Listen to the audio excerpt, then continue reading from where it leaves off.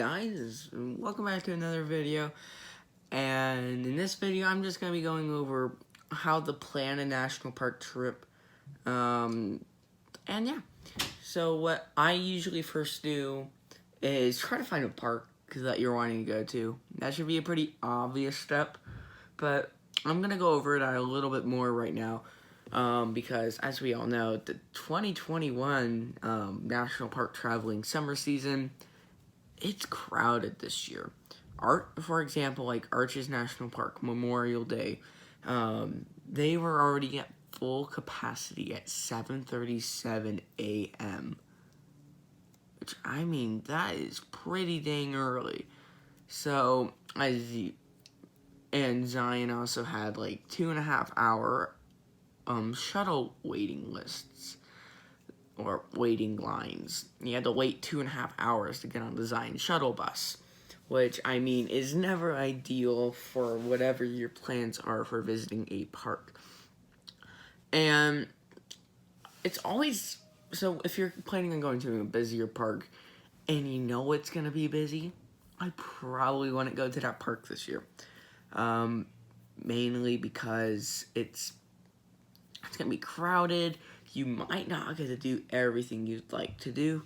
I would suggest maybe going off season, like during the winter time, if it's like down south, like the Everglades or Padre Island.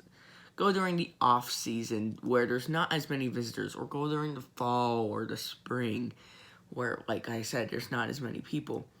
Or find an alternative. An alternative park is usually a good idea, and some places have good alternatives, like Bryce Canyon. Bryce Canyon, it's crowded. It's a big park, and they've already reached multiple full park capacity multiple times this year. And a good suggestion for like Bryce Canyon this year would be like Cedar Breaks.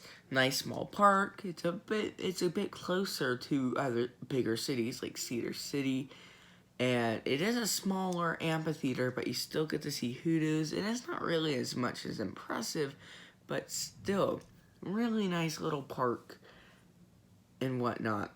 And, like, it's really just good to know that. And you can take a look at, like, parks that you're wanting to visit. Like, let's say you're wanting to go to Yellowstone, but you don't want to go with all the crowds, so you're just going to go and try to find a different park to visit.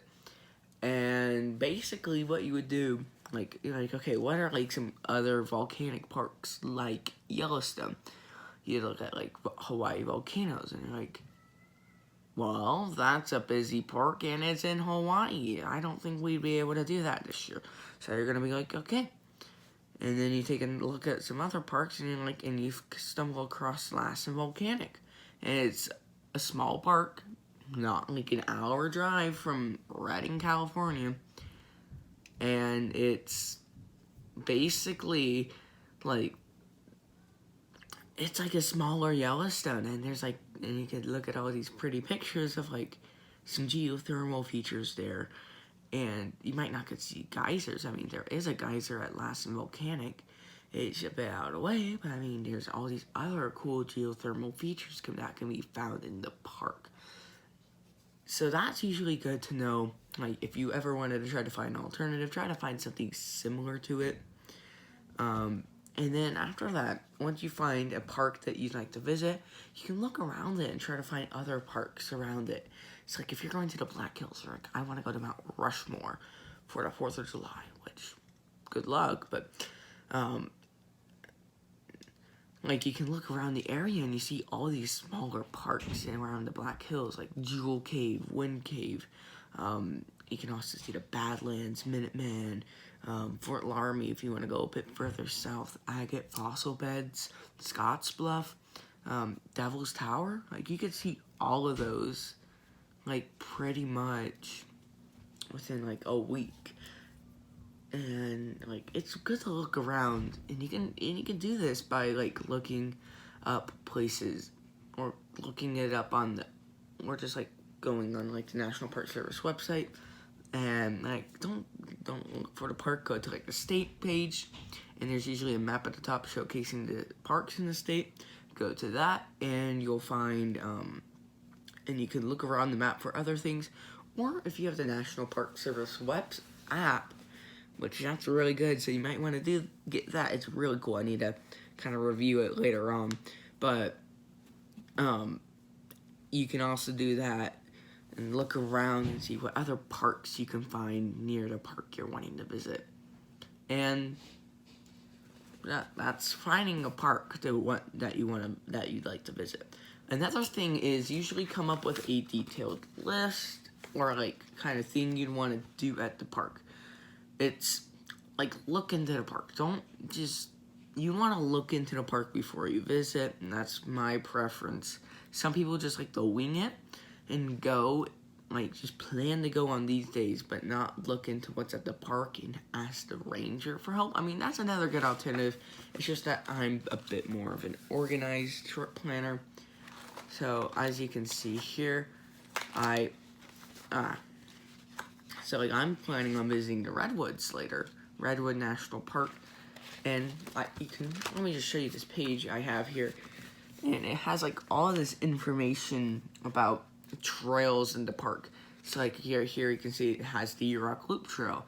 Like I put down, and I even have some pictures in there for like visual of what the trail looks like, and like what you'll see off the trail and all of that fun stuff. But like you can see here, here's one for Crater Lake as well. I like right here I have the trail name, how long it is, and like elevation change, and what the National Park Service ranks it as, like how hard of a hike is it? Like is it an easy, moderate, or strenuous hike? Which I mean that's really good information to look for. And I also put down some other things that the National Park Service has also put down for the trail. Like for example, the Pinnacles Trail, it would take about 30 minutes to hike, and it gives me all this other information about the trail that I could have maybe not have known. And another thing is know who you're going with. That way you can try to plan for something that everyone you're traveling with can do. It's usually a good idea because that way you're sticking with your group and you can have a good time with them and whatnot. Like I plan for what my younger siblings could do, so that way they can also enjoy like stuff that they'd like and that I would like to do. And that's a big factor. Or like my parents would like to do. It's all of that, like what the people in your group that you think they'd like to do. And what I'm gonna do is pretty much I'm gonna show this to a park ranger when I get to the park, and I'm just gonna show her like, yeah, here's some trails we're thinking of doing today. What do you have anything else you could recommend doing today, or like which one of these would you recommend us do today, and all of that. So it's really good to have like a good information, know what the park offers, because like some parks, like for example Crater Lake, are a bit more of like viewpoint oriented. Like Bryce Canyon is like the exact same, and like Crater Lake has like 30 overlooks on its 33, like every mile on the Loop Rim Drive there's like an overlook. So like it's good to know what type of park is it. It's like a historic park where you're gonna be immersing yourself into the history, like Pipe Spring National Monument. Is it more of like a viewpoint orientated park like Bryce Canyon or Crater Lake, or is it gonna be one where you're gonna have to go out and like explore the park? No, it's like basically one that's like, wow, like you have to hike to get to these cool places, but it would be 100% worth it. Such as trying to think of a few about like Capitol Reef. It looks like nothing until you immerse yourself into the park. or basically like Grand Teton. Like you can do the overlooks, like that's mainly when you can do driving through the park, but like really to like to have a good, like just one of like the things about Grand Teton is that you have to do hiking in order to explore, or is it like one that like you can like take a ferry to, like Dry Tortugas or like Alcatraz, and like is it like remote, like Gates of the Arctic, Kobuk Valley, Erangel St. Elias? It's like you really gotta know what type of park it is before you visit, so that way you're not like, oh, we're not that too big of hikers, and we're here at a park where like it's mainly where like to see most of the things you'd have to hike, which yeah, that can be annoying because I'm a hiker and I don't like to just sit around at viewpoints. I mean, viewpoints, like, oh my goodness, they're beautiful, but I really love to be out and hiking places and like kind of work for the reward instead of having to drive up to it and like just seeing like, oh, there it is, that's pretty cool. Like I find it more interesting, at least for in my perspective, to go and explore the park. And another thing I did in here is like really, it's like I put down a ton of extra information, like driving times between destinations. So like, for example, we're going to Whiskeytown National Recreation Area, and we have to drive to Eureka, which it's like I have down here like the distance in time it takes to drive. It's about 139 miles and it takes about 2 hours and 48 minutes. And I have all this information that can be really useful to us. That way we can plan ahead of time when we can leave, when we feel like we'd want to leave, and all of that. And like I also have info on cities. So I'm gonna pull up like Cave Junction, Oregon. The gas, like I have gas prices. Gas prices are usually really important when you're going on a trip, because especially right now where like they're up into $3, which hasn't been seen for like at least a decade, and gas prices are in the mid $3 range at the current moment of me putting this together. And there's general info about the city. It has a total population of like 2.5 thousand people, and it's just outside Oregon Caves National Monument. And I also put down other things like restaurants, like that's usually one, and other cool things to do in the city. That's usually what I do. And I also, I also have hotel. If you're planning on staying at a hotel, usually have like information about the hotel.